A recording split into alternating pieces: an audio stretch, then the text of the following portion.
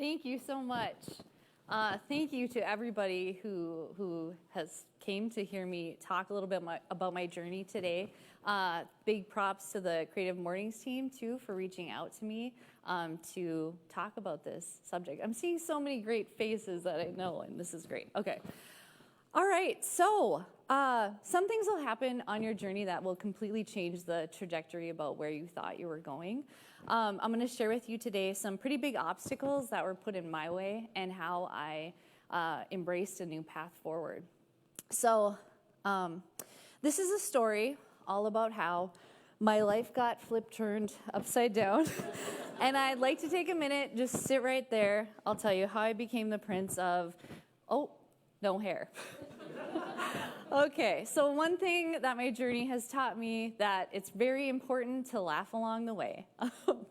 So, you know what they say, laughter is the best medicine. Unless you have cancer, I actually learned that chemotherapy was more effective.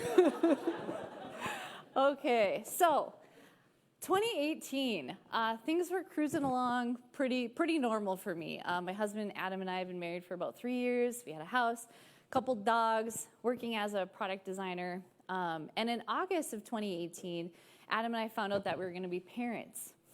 And the next 9 months were very exciting, but not in the sort of like we're going to have a baby sort of way. In September, I found out I was having a miscarriage, and I learned of a pregnancy complication called a molar pregnancy. In October, I had surgery. In November, I had a second surgery. By December, I was sitting down with an oncologist, and January, February were a blur of like MRIs, CT scans, weekly blood draws. By the end of March, I was sitting down with my oncologist going over my cancer treatment plan. Woof. Good news is I had a pediatric oncologist for some reason, and the rooms that we sat in were like very festive, so that was nice. So you heard me right. I got cancer from a pregnancy, so that's like, whoa, like I didn't even know this existed, and I'm sad I know, but here I am. So basically, what happens is, in a molar pregnancy, the cells, get a little technical here, the cells that are supposed to form a placenta kind of start to, there's no viable fetus in this case, so the cells kind of start to multiply out of control, and so if you don't take care of it early, they can kind of keep doing that. They can turn into a tumor, they can turn cancerous, they can spread to other parts of your body. So early intervention when you have something like this is important. So when I had my first ultrasound before my surgery, they said, there might be a case of this. So I had to go into surgery. But after my surgery, my pathology came back negative for a molar pregnancy. So I was like, okay, that's good, because I don't want to have to deal, with this, already experiencing something pretty heavy at that time. But after my first surgery, I never felt like I fully healed. It didn't feel good. I called the doctor's office, and they would sort of say, what you're experiencing is normal, and kind of just like, you're fine. So I dealt with that for about like 6 weeks, and then kind of realized like, this is not fine. Like, you know your body the best, right? That's one thing I learned in this journey is that advocating for yourself and your health is so important. So I went into the walk-in clinic on Thanksgiving of 2018 and found out that things were not normal. I had cells that were continuing to grow and needed to have another surgery. So 5 a.m. the next day, Black Friday, I wasn't getting up to go shopping. I was getting up to go to have another surgery. And it was Black Friday. There were no half-off deals, I'll say that, on the surgery. But I met my another doctor that day who made me feel like I was in really good hands and that they were going to take very good care of me from this point forward. Unfortunately, after my pathology came back from my second surgery, it did come back as a molar pregnancy. That's my little owie. This is not actual photo. Okay.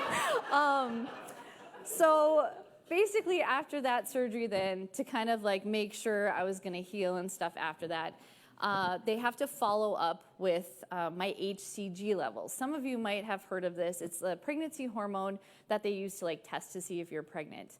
That became a tumor marker for me. So if that number was positive, it meant that there was still something going on.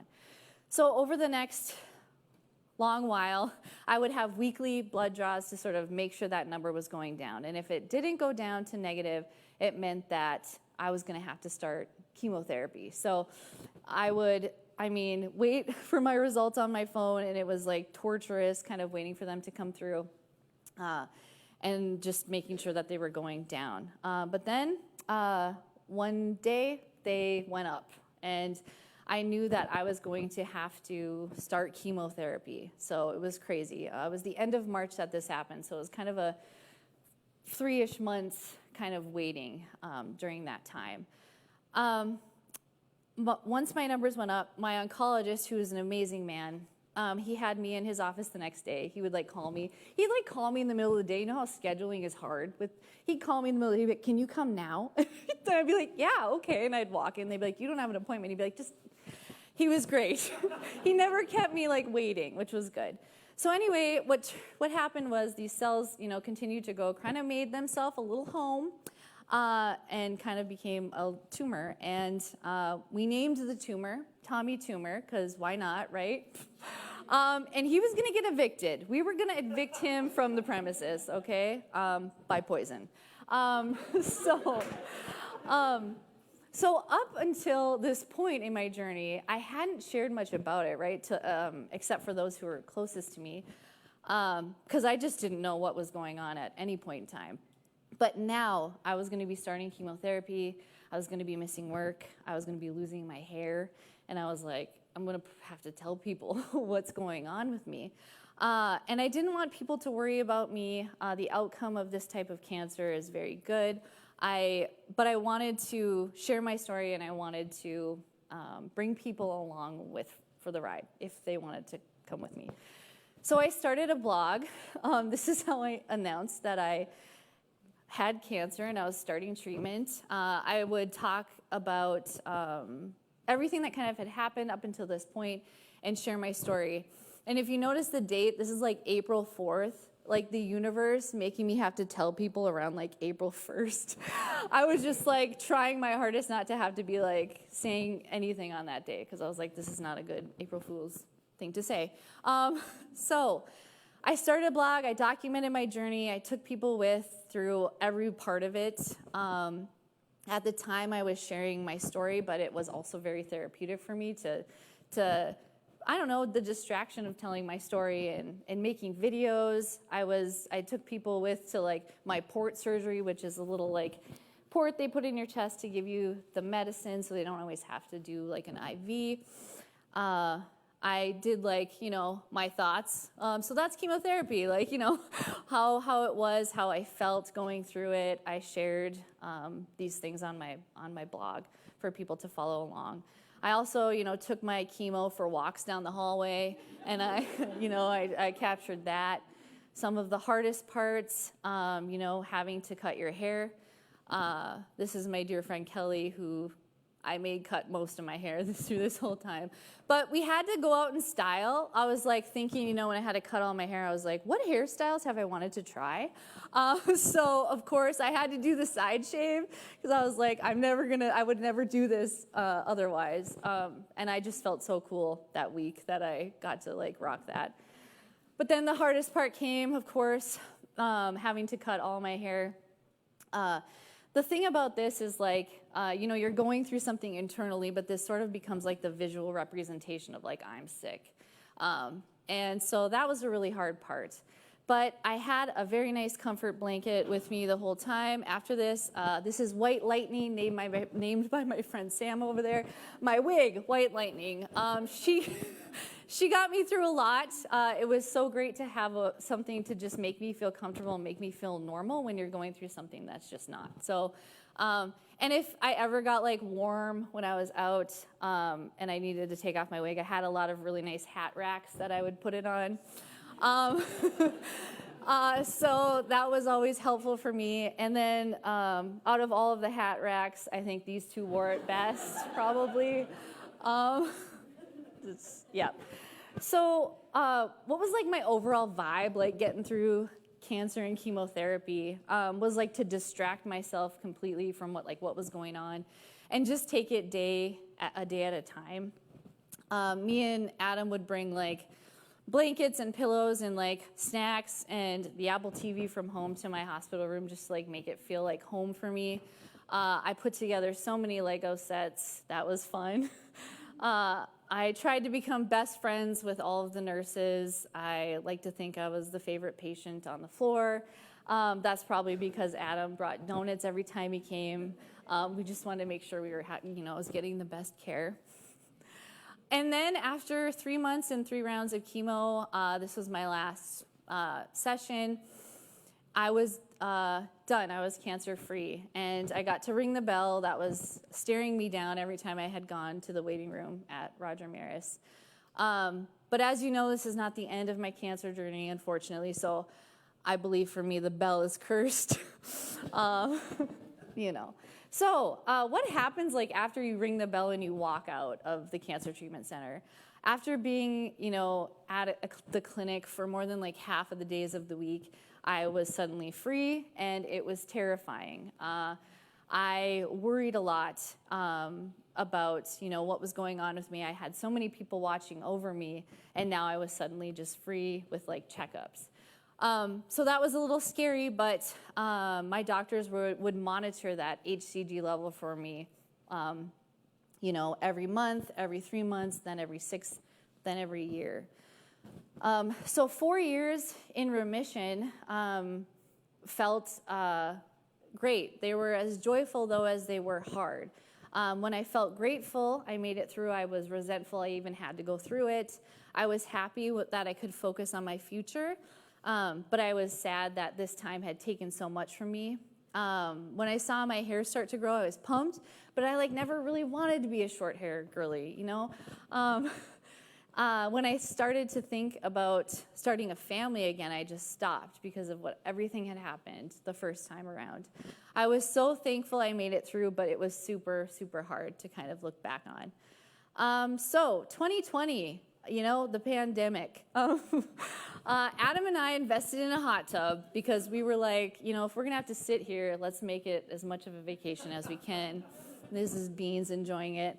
The other thing we did was Adam started to get really into mixology and cocktails, and we'd always loved going and visiting tiki bars. When we were visiting any new town, we would seek out the tiki bar and go.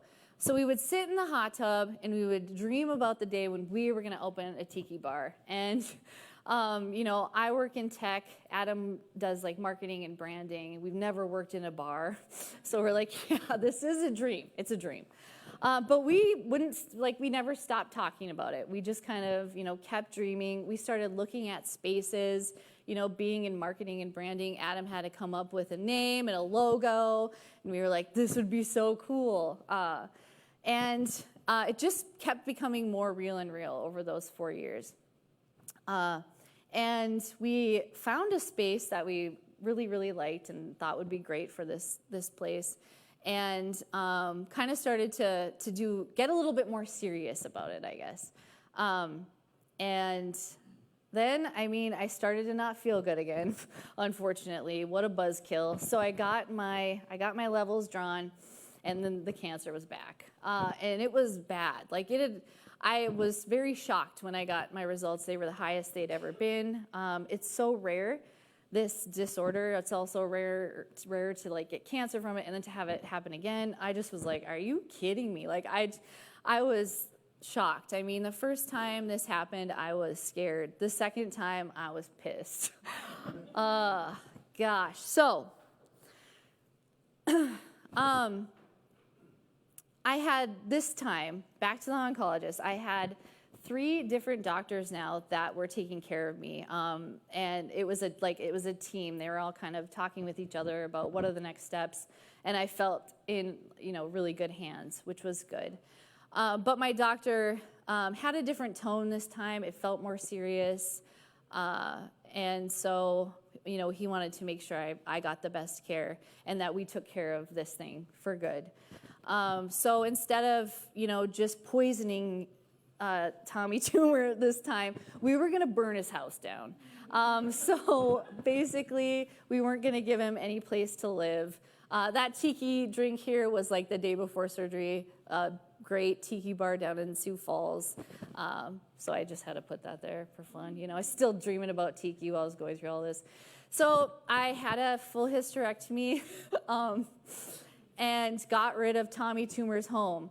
I was hoping that was all I would have to do and I wouldn't have to go through chemo again, but we wanted to make sure that this thing was gone, and so I had to go through chemo again. This time the chemo was a little different. It was a little bit harder, I would say. But to tell people kind of about it this time and take people with on my journey, TikTok had become a thing. So I made a TikTok, and I would tell people about what choriocarcinoma is. That's the type of cancer I had. I would, tell people what to bring to chemo treatment.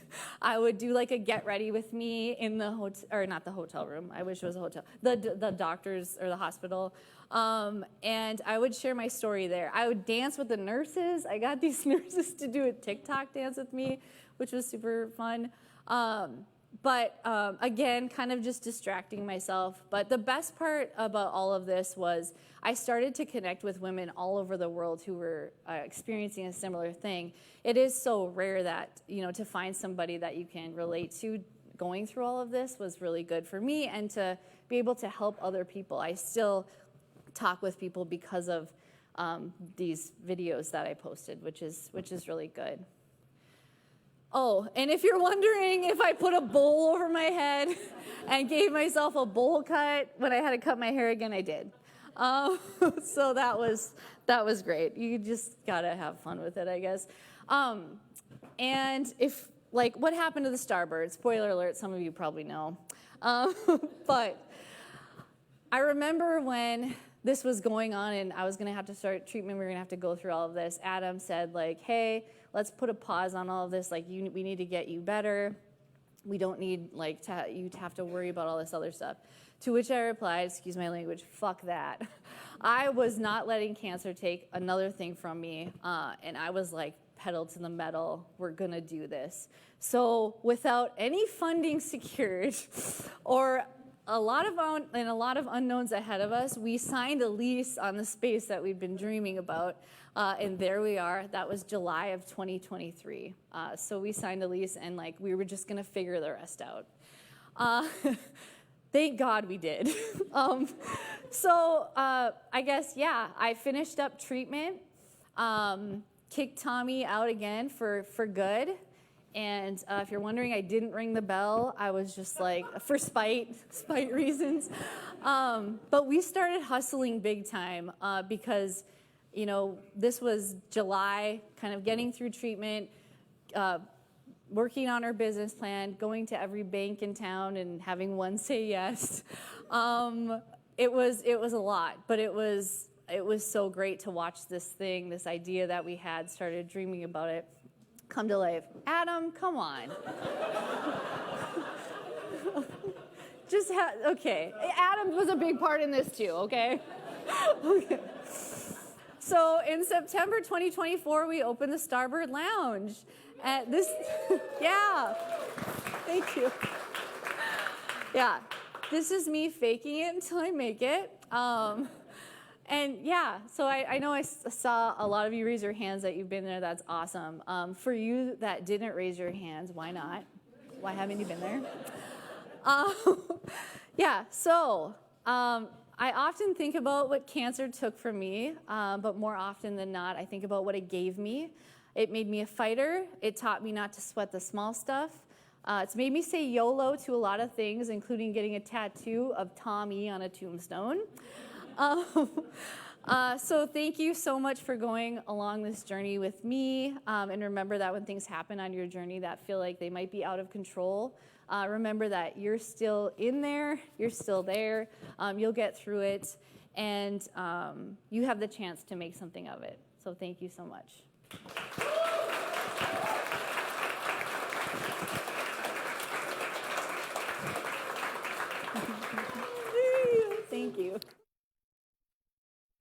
I'll move our seats over. Yeah. Thanks.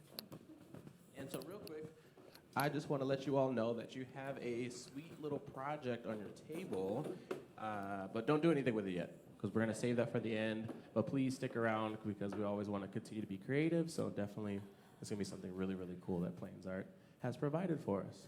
So this is probably my favorite portion of all of our Creative Mornings, is getting our speakers a chance to connect with each of you, because as you can imagine, she wants to talk to everyone, but she can't, right? Right. Yeah. So, so this way, we'll get an opportunity for you to be able to ask questions, and we'll be able to kind of float around and make sure those questions get heard. But because I have the microphone, I get to ask mine first. Oh, dang it. So in the beginning of your story, Shannon, you were talking about your first time around, and having chemo and just doing a lot of things. You were talking about advocating for yourself. Mm-hmm. What was that like as a creative? Not only obviously advocating for your health, but have you ever had to advocate for yourself in any other aspects of your life, in your creative spaces? Yes, I would say that message is important in all aspects of your life. When you have a gut feeling about something, I would say you should follow that gut feeling. That's something that, mine was like my literal guts that were feeling but I would say, seriously, if you have a gut feeling about something, whether it's in your career or, something like that, when it comes to a creative space, speaking up, when, I guess in my job, I work in tech and design and things like that, but speaking up about your ideas is very important. At least following, I guess, your intuition on things is good in all aspects of your life, for sure. Yeah. Mm-hmm. Awesome. Well, good. So we are going to grab a microphone, and then we will, Emma or Lex or somebody will be able to walk around to make sure we can hear your question, because we want to make sure we have that online. Perfect. We have a microphone. Look at Livewire just coming through. So if you have a question, just raise your hand, and we'll start over here to my left, your right. Okay, she said she's laughing. But we have an online audience, so if you could, yeah. Sorry. Is it? Okay. Besides just your general demeanor, because you are just generally kind of like a ball of glitter, what helped you to kind of center to be able to laugh it off, to be able to create those jokes? What kind of brought you back when there was the resentment or there was the anger or the fear? What kind of brought you back, or who, or what did you do to bring that back to yourself? Mm-hmm. That's a really good question. Yeah, so there's obviously a lot of hard times that I went through during this, and it wasn't all happy, of course, right? Or we weren't laughing all the time, but most of the time, really. So I would say just doing things that made me happy, honestly, doing Legos, anything to sort of distract yourself from what's going on, and reaching out and talking with friends and family, and having them there with me, I think was good, right? Talking about things we were going to do in the future and making plans and all of that. So I think having a good group around me of people really helped me there. If I was getting down, we would go do something and laugh with each other and kind of get my mind off it, and dream about the future, the tiki bar dream. I mean, that carried me through probably the second time. But just, I guess keeping that group of people close, and having them help you along and carry you when you don't feel like you can, move. So. Mm-hmm. All right. Hi. Buddy. Hi. I'm wondering, so I feel like a lot of people in this room can probably relate to this. In the creative community, I think a lot of people assign value to their work in I don't just do this for a paycheck. It's important to me in some way, or I'm passionate about the work that I'm doing. How do you feel like that has, maybe this journey has changed your relationship to work? Mm-hmm. And what do you see that as now? Yeah. Another really good question. I will say too, prior, I was really into like my day-to-day job, which is like product design. I still do it, and I love it. But my passion changed, I think, when I went through this, like hospitality and being able to provide people a space to go and enjoy each other's company. I really started to get passionate about that, like creating a space. And fostering dogs, like that was something that happened too that I didn't talk much about. But after my first go at it, like that was something that we got into after that. I just like wanted to help where I could. So those things kind of started to rise up a lot higher in my life of just being able to provide for others and help. Definitely more than kind of me focusing on like, you know, the day job and like what I was doing there and furthering that. It was other things that kind of started to rise to the top, for sure. Again, thank you so much for being here, and this has been fantastic already. Thank you. I'm really curious about the process of going from kind of dealing with the diagnosis by yourself to welcoming other people on the journey for you. Mm-hmm. What did that transition look like? What kind of got you to that point, and what did it reveal? What did it give to you when all of a sudden you could be able to talk to people about it and ask for the support from people who know what you're going through? Mm-hmm. Yeah, good question. Yeah, so I had kind of, you know, I'd talked with my close friends about it as I was going through it, so that was good. And then when I made the decision to kind of tell the world, I'll never forget it. I posted it like the morning of starting treatment, and my phone was just flooded with like well wishes and happiness. Like I was just like sitting in the waiting room, I remember, and just looking at my phone and just smiling. And it was like I had so many people that were supportive and people that were, you know, ready to help me get through this.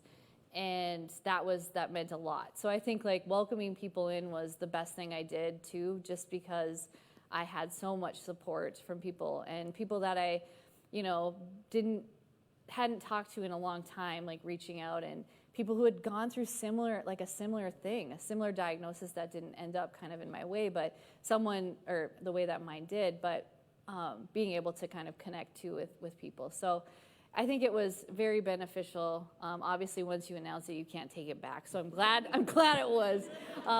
But yeah, it was good. Shannon. Hi. Yes, thank you for sharing. I have a really good follow-up question related to that. Mm-hmm. What advice would you give to somebody who is a friend of somebody going through a really difficult time? Because I know a lot of people don't know what to do when their friend is struggling. So what advice would you give? Mm-hmm. Yeah, that is a really good question, and it's really hard. It's to answer. You know, when you're going through something like that, I mean, I had such great support where there was a kind of two sides. Like people would just do things, like they would bring things or reach out to me and ask me if I needed anything, or show up with comfy socks that I could wear at the hospital. Megan brought me like a whole bag of Old Navy one day. That's another thing where in your gut, right? Your gut as a friend, what is it telling you to kind of do and how to help is probably the right thing to do. But I don't know that there's, even I today, when things are going on with my friends, even having gone through this, I don't know what to do. But I try to just do what I think is the best, right? And then also just asking them. They're probably going to say I don't need anything, but they might say something, right? I know that I did that a lot. If people ask me, I just would be like, I don't need anything, I'm fine, you know? But having them there for support and having them sometimes join me, you know, in my hospital room or hang out, like that was important. So it's a hard answer or question, sorry. But.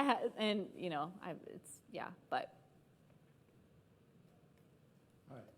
Hi. I don't know if it's on, but anyway, my question is like, you know, when you reflect back on this, because I mean, you're spending a lot of time now talking to us and everything like that about a very horrible time in your life, and I know you had good humor trying to go through it, and that was rough in itself, but now you're kind of cycling back to a time that was not good, and you're still trying to put a positive spin on it, and just how's that kind of process been for you for looking back and just remembering all of the fun that you had?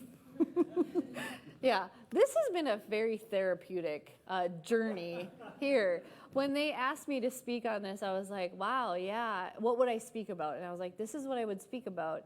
And I feel like going back through those memories and looking back through everything and coming up with, you know, this talk was very just like healing for me in itself. Of course, but there were tears. Like I look back on stuff and I would start talking about something and I'd be like, I'm gonna cry. And then I'm like, you talk through it enough to where you sort of like that you're healing yourself as you're going. So I feel like it was, you know, very therapeutic. And my outlook hasn't changed. I'm still like positive, like about, you know, trying to stay positive about everything.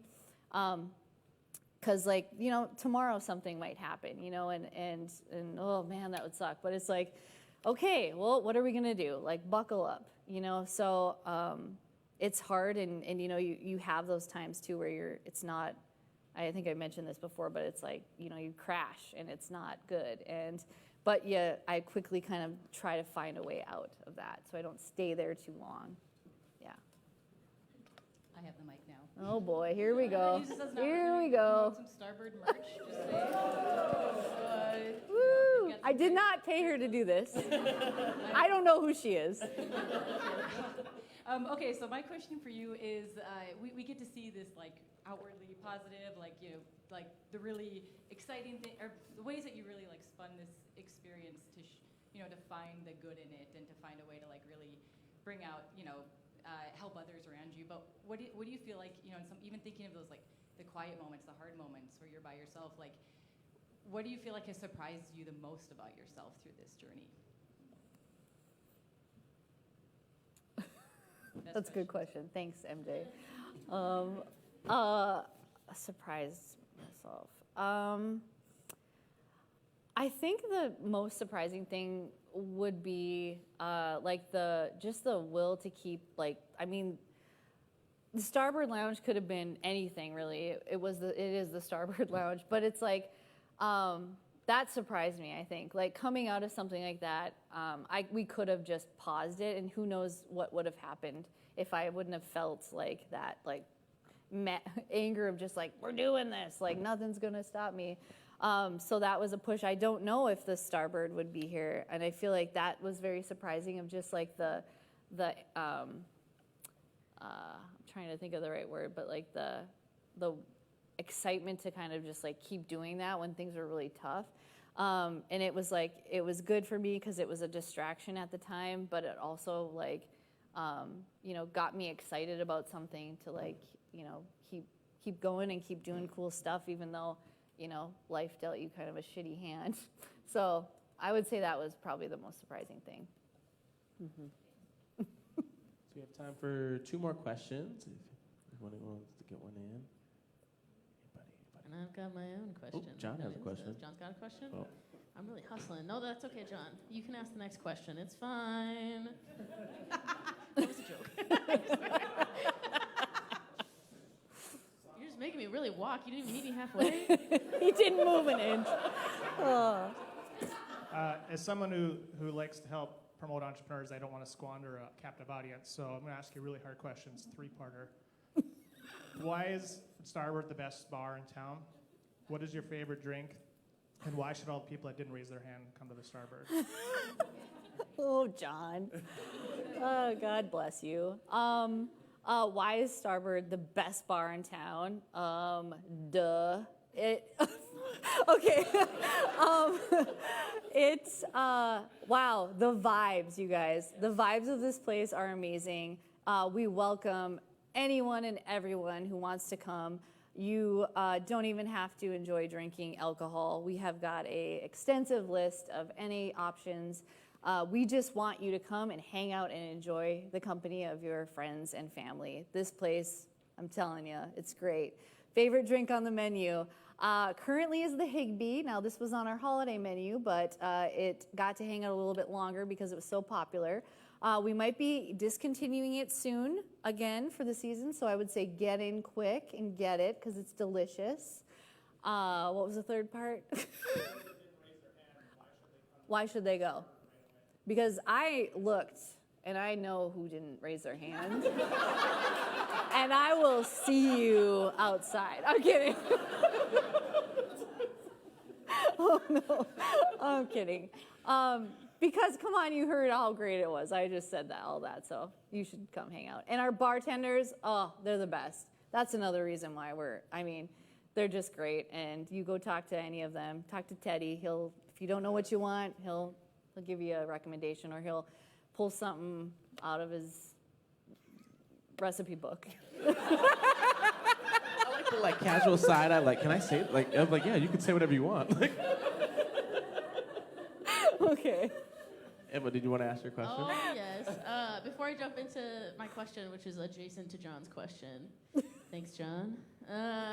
You'll notice that on your tables we have some magazines and some scissors and glue and little cards. So we invite each of you to make not necessarily a vision board, but a journey board. What does your journey for 2025 look like? And obviously Shannon has inspired all of your creativity. The question that I had was prefaced with the fact that thank you for the gift you gave to the community. Your guys' space is gorgeous. It feels like such a treat to bring people there. I love being like, have you been to Starboard yet? And then if not, bringing somebody there for the first time is such a gift. Makes me look cool because I know of this cool place. But you guys are especially cool by 10 because you created it. Can you share a bit more about your vision and hopes for the space so then we as community members can do all in our power to make sure that happens? Yeah, so when I think back, it's we've only been open 4 months, which seems, it's been a long journey to get to open. So it feels like a long time, but 4 months, man, it hasn't been that long. Our vision for the space going forward, I think, is just to stay consistent with what we've been doing. I think making sure that we're always keeping the values of the Starbird in mind when we're creating something, making sure there's something for everyone. It's a welcoming space. More vibes, we got to the finish line and opened the doors, but there were so many things that we haven't finished, which is funny. We would probably only know what those things are. But continuing to just kind of build on this space that we've created. And I would say, keeping the support of the community, keep coming, keep having the drinks, and support all of your local businesses. That's something diving into this and starting a business is very new to us. And we've just realized even more the importance of supporting your local community and your local businesses. And when they post on socials that they're struggling or going through a hard time, go support them. So yeah, I would say just keep showing up, bring your friends, and yeah, we'll keep vibing, Let's give another round of applause for Shannon. Thank you.